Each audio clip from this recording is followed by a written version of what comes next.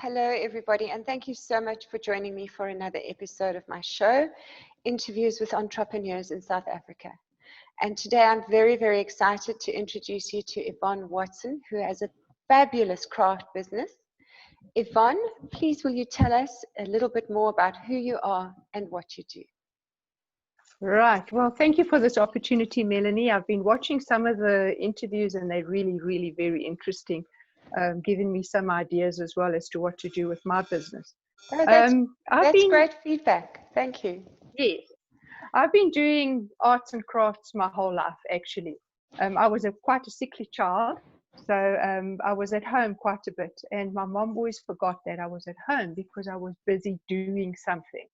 So when I was given the opportunity sort of later on in my life after I got married and had kids, I grabbed at the opportunity of actually being able to pursue my arts and crafts. And I started off with calligraphy.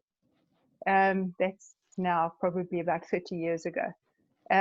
Went on a calligraphy course, loved it, landed up teaching, joined the calligraphy guild, became a certified teacher. And from there, it actually just developed into card making, and then from there, scrapbooking, bead making, jewelry making, mosaic, pewter. So I try and keep up with the trend. Whatever people are interested in, I go on a course, I Google, and then I teach my students. So I've been teaching now for about 30 years. I can't tell you how many students I've had over the years. It's been plenty.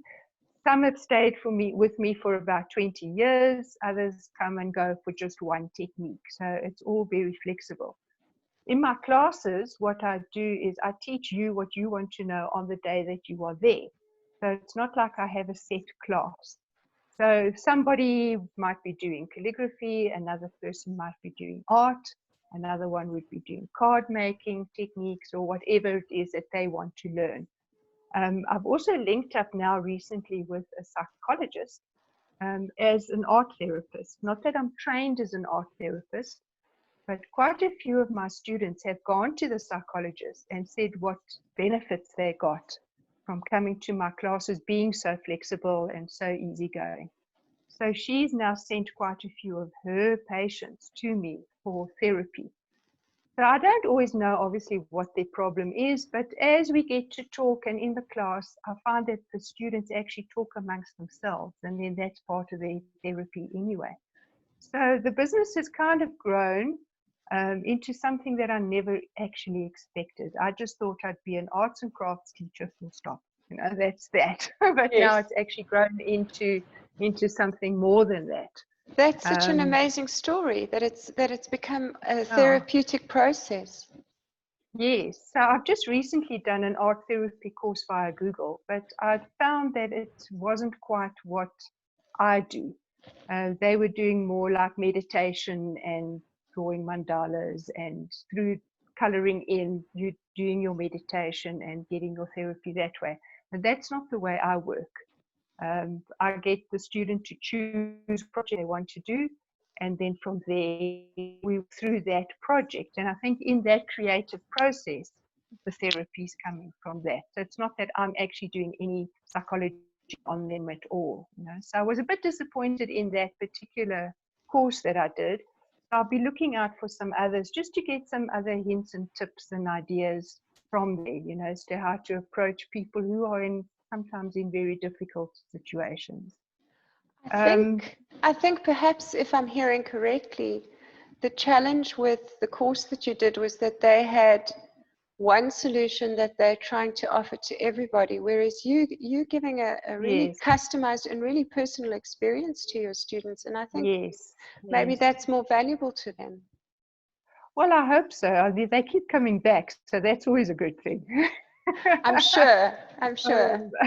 Yeah, that must mean you're on the right track. I'm hoping so. But I also think because I do so many different kinds of arts and crafts, that they're not stuck with just one particular technique. So if they come here and they say to me, I can't paint, I can't draw, that's fine. We can do card making. But I find a lot of my students nowadays actually want to do the art side. My focus from the art side is to do recycling. So I use recycled materials to actually build up the art piece, and then I like with acrylic paints or not watercolor, but acrylic paints and PVA paints. So I'm trying to save the environment at the same time. So there's Wonderful. many facets to what I do.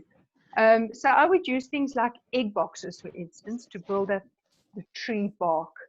And then for the tree leaves, I would cut up pieces of polystyrene, or I would use a combination of sand, sawdust, and rice and eggshells, and build up the tree leaves like that. So I'm finding that a lot of my students now are wanting to do that form of art as opposed to original art, you know, your flat painting. And I'm actually enjoying that far more too, because what's happening now is I see a flat painting and I actually want to build it up with rubbish. You know, so You're making my fingers itch. I want to try it too. I can't do flat stuff anymore. It's too terrible. Everything is texture of mine. You know, it's all built up and created like that. Yes. So it just gives a slightly different angle to the actual art piece itself. You know, so I don't know if you can see the pieces behind me. Yes, I can. They look fabulous. Okay. So if you have a look at the owl up there in the corner, can you see that owl? Yes, I can. All right. So that was made onto a pizza box. Wow. One of those double pizza boxes. I then filled it with shredded paper, and I use a gel medium to make it nice and hard. Okay. And then I cover the pizza box with newspaper and the gel medium as well. And you cannot believe what a hard surface that is. So they already saved the environment from newspaper or shredded office paper, and covered a pizza box with that. Then that particular owl was actually made with all sorts of different colored aluminium cans, your cool drink cans. Wow. So I cut them up into little pieces. I used the bottom of the can for the eyes, and the only part I actually painted was the eyes, the inside of the eyes. For the rest, actually the colors of the cans. That's amazing. This piece here, this music piece, I used polystyrene. For the music, other piano keys, I used egg boxes for the background. So just to give you an idea as to how I'm doing my art at the moment. So the approach would be to look at a picture, look at it with 3D eyes. In other words, what's in the background and what's in the foreground, and then you start building it up from the back to the front, putting layers of textures on top of each other. So it sometimes can turn out to be quite a thick piece. You know, it's not a thin piece of art that you're presenting. You know. It looks like so much fun. I want to get involved. Well, come visit anytime. I love the door's always open here. I love that you're using upcycled resources. So many artists are frustrated and then they say, well, at this time I can't do my art because I'm unable to go and buy a canvas, or I'm unable to buy something from a store. And this opens a whole other world of possibilities. Well, this is it, because I'm using things like shoe boxes and Pringletons, and you know, I even bought, you know, you buy those spare ribs that are pre-cooked in a box. I used that box as well. Now, it might, like pizza boxes, might have a little bit of food stuff on it. So I scrape that off, and then I put the gel medium over it, and so that actually seals it in. So it's not going to get worse. You know, it's not going to go frot or anything like that. Okay. And I've got pieces hanging here for, oh gosh, 12, and they're still fine. So the only thing was, there was one piece that we did with birdseed, and we didn't quite seal the birdseed properly. So what happened when it got like humid, the birdseed started growing. So we had a growing piece of art. That's amazing. Yeah, that was quite an incredible piece, but obviously that eventually we had to then redo that, you know, so Okay. otherwise it would have just disappeared and disintegrated. So, Okay. but that gel medium actually makes it waterproof, so nothing can actually go or get worse or smell or anything like that, you know. Okay. And it dries very hard, and I use it as a varnish as well. Okay. When I'm finished with my art, I put a layer of that stuff over it as well. So it's completely sandwiched in this glue that dries clear. Okay. And then that's the art piece done. It's ready to hang up. So that's what I've been doing lately. That's amazing. Now, Oh. as an art teacher who I was always very insistent that we'd kind of I always used to try to teach one thing in one class.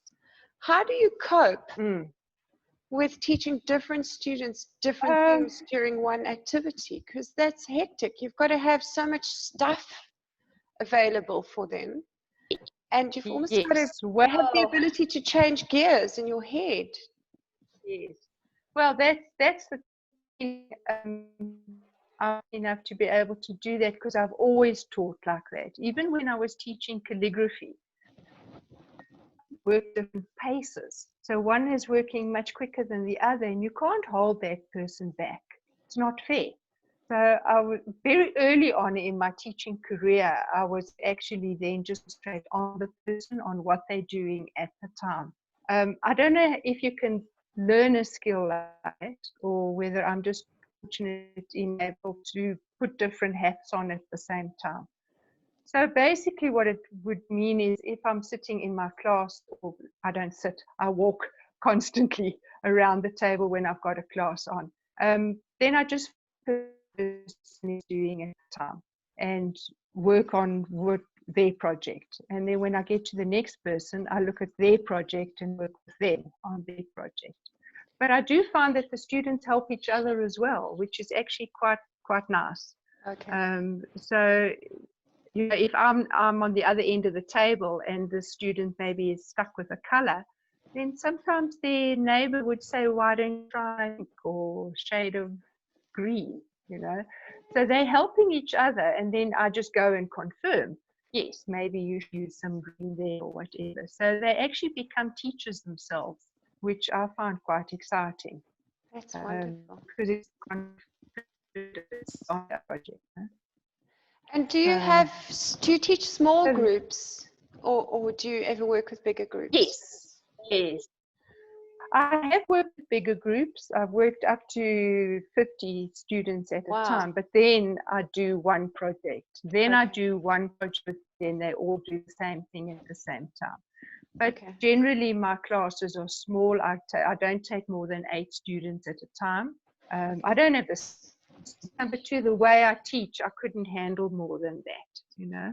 Yes. I am exhausted after each class, I must tell you. Okay. And how long are your classes? Because they also bring 3 hours. Wow. I teach 3 hours, and then we have a tea break. The urn is always on, so when they finish with whatever they're doing, that particular part of the project, maybe they need 5 minutes to let it dry a little bit, and they don't have tea. So it's very flexible. So my urn is on from 9 o'clock in the morning till 12 o'clock when the class ends. And there's lots of movement in the class with people getting up and, you know, looking at each other's work, going and having a cup of tea, making tea for others, which is also nice. So there's quite a lot of interaction in my class, not only with me, but within the students as well. So a 3-hour class is actually long enough, I find, because by then a lot of them are also quite tired. People with issues that come here with issues are always a little bit on edge. So they're already not comfortable. And then it takes them about half an hour to get into their project. And then I'm finding they chat quite a bit in between. So they get through quite a bit of work within the 3 hours, but a lot of that has been a lot of interaction as well. So they are able to finish a project, but sometimes it takes more than one lesson, you know, which is rather nice for me because it means they keep coming back. Yes, yes. But I think Yeah. maybe that's also quite nice for the students, that they're not under pressure that they have to finish something in one lesson. Not at all. No, no. Because I do find if I'm teaching the bigger groups and they've all got to do the same thing, that they're constantly comparing themselves with their neighbor.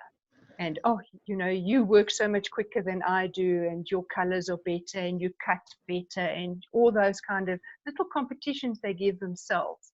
So I try not to do that within a class. You must do what you feel comfortable with at your pace. To take that pressure off, because I think we're critical enough of ourselves, so you don't need to do that when you're being creative, you know. Yes, So yes. yeah, That's such valuable insight. I think a lot of us have a negative inner voice that speaks quite loudly. all the time, and trust me, I do the same with my own work. Is it a case of do as I say, not as I do? Exactly, yes. So I'll do a project, and then I'll hang it up and I'll look at it for about a week. And then I might change it completely because I don't like it, or I don't like the background or whatever. So Okay. I always say the art that I do, this recycled art, is not, it's not set in stone. You can always come out and paint over it and add more texture and add to it. So it's never actually finished. So if you don't like it, just carry on working on it, you know, until you get to a point where you do like it. Yes. So I tend to be very critical of my own work as well. Yes. And I always find I go back to projects that I've already taken to exhibitions and shown to people and had comments and whatever. I come back home and I change it again. So it's never actually the same project. I posted up on my Facebook page for people to see, and I look at the comments that I get, and then I work on it again, you know, so it's never actually finished. I remember years ago when I made my first book, I made a sample for the book that didn't come out the way I intended it to. So I absolutely hated it. And then I was wearing the dress one day in a shopping center, and a lady came towards me from clear across the courtyard to tell me how beautiful it was. And I had a sudden paradigm shift because I'd been so super critical of it. Of it, yes. Yes. Just because it hadn't turned out the way I expected it to. Yeah. So I think that attachment to expectation is what gets us a lot.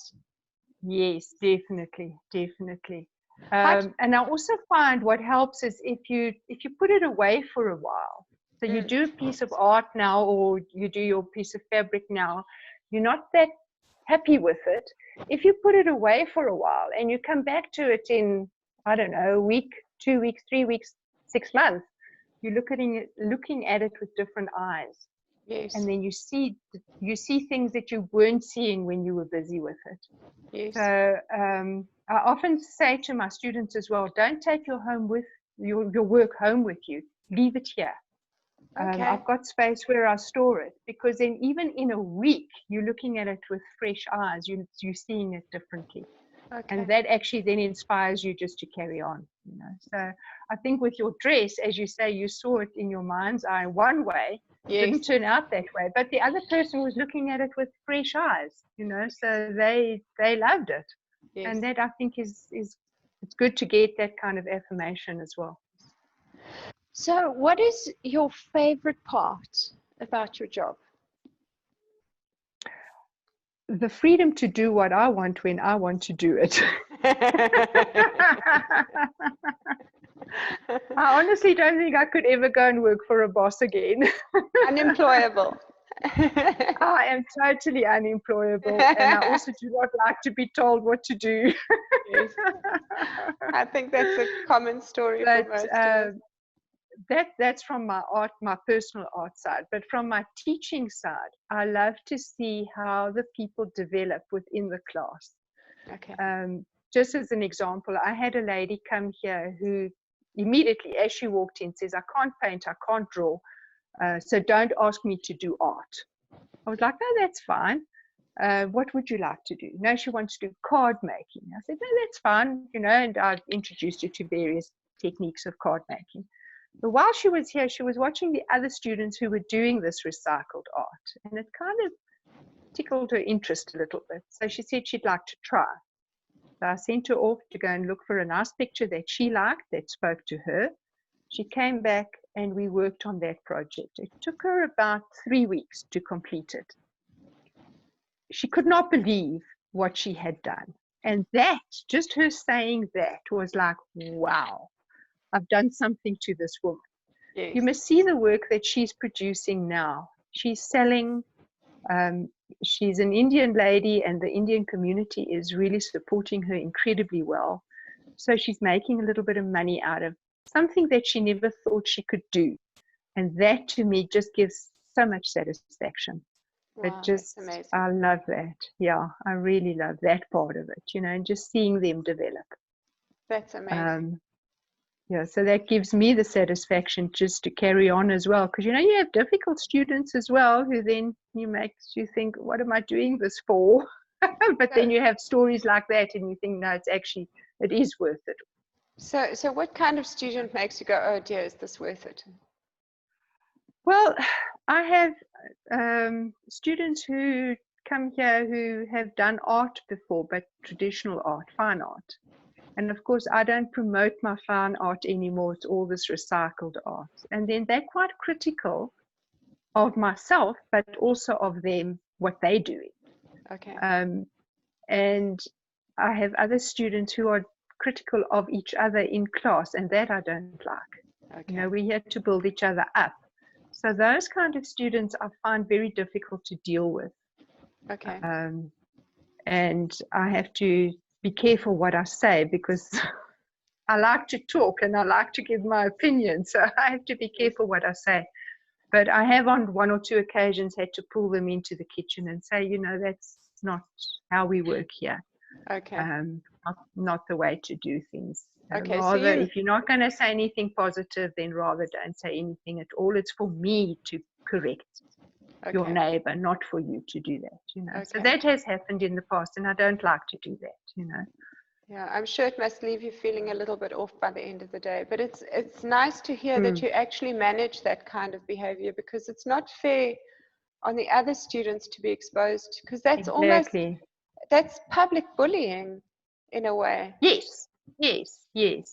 And I've had quite a few of those kind of characters that came in. Wow. I also am very aware of the dynamics within the group. How they are interacting with each other. And if I then see that this person is not really gelling with their neighbor, then at the next class, I'll say, why don't you sit at the other table? And then I separate them. It's a bit like kids. But they don't. Hopefully my students don't watch this, because then they know how I'm working. And they know why they were moved. Well, maybe it'll also help them to become more aware of their own behavior a little bit, because I think very often people behave that way without thinking. Thinking, yes. And if they're just made aware of their behavior, then they can make a small adjustment. I know in the big groups that I run on Facebook that we have very real challenges with that. And when people are too critical of others in the community, we actually remove them completely, because the behavior is so destructive. Yes, and, it is, and it's public humiliation of the worst kind. People feel very anonymous behind the computer keyboard, but they don't realize the damage they're doing to the human on the other side when they're critical in that way. Yeah, for sure. And I think we must be made more aware.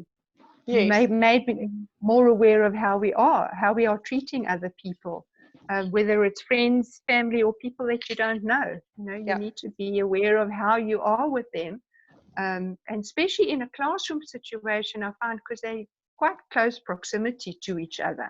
You know, so it's not like you can say, okay, you go to the other room, go away. I have had 1 or 2 students where I've asked them not to come back, and I've really not enjoyed doing that, but it was just wasn't working. And I felt quite sad about that, you know, but there was just no hope. So I have had that occasion before. But I must say, 99.9% of the time, the people that come here are all here because they want to be here. they enjoy the company, they enjoy the interaction, they hopefully enjoying their art, creating something that they would not normally do at home. And so we have that small percentage. It's very, very small, but I have encountered that. So I'm always very aware of how people walk in the door and how they are with each other. So I'm keeping tabs on as much as I can within a classroom situation. Well, it sounds like you're co-creating a quality experience for your students in a mindful way, and that's an awesome thing to do, Yvonne. Well, I try, yes. So I see we are coming near the end of our time. Do you have any closing comments for everybody out there watching, and where can we find you on the social networks? Okay, so, well, firstly, thank you for this opportunity. It's really been wonderful. And I just think you're doing an amazing job with getting people together and actually finding out other entrepreneurs and crafty people, and you're putting a whole community together here, which is really great. So thank you for that. You can find me on Facebook. My Facebook page is Freestyle Craft. My web page is www.creativepapercraft.co.za. I'm on Instagram as Yvonne Watson 2110. I don't do the Twitter and all those other things. Okay. But otherwise, if people are interested in getting supplies, because I do have a little shop as well where I do supplies of art and craft materials, they can contact me via WhatsApp or phone or however they want to. And for those wanting to visit your shop, where is it? I'm based in Horizon in Roodepoort. Okay. Quite easy to find off the highway, Johannesburg, yes. I at one stage did quite a lot of correspondence courses. So I have got kits that I've put together for people who are in outlying areas. So if you want to learn glass painting, for instance, or sand art or foil art, I've got kits for all of those, because those are all techniques that I have learned over the years. And those kits are all available also through my webpage. Okay, so then you send those out by post. Yeah, I send them out by post. Yes. Now it would be courier, because I don't trust the post office anymore, but so it would all be done by courier. But so my webpage is more to do with my kits. Yes. And my freestyle art, my Facebook page would be more to do with my art. Okay. It's got lots of examples of all the projects that I've done over the years. Okay. That's awesome. Thank you so much for your time. It was wonderful talking to you. And to you too. Thank you, Melanie.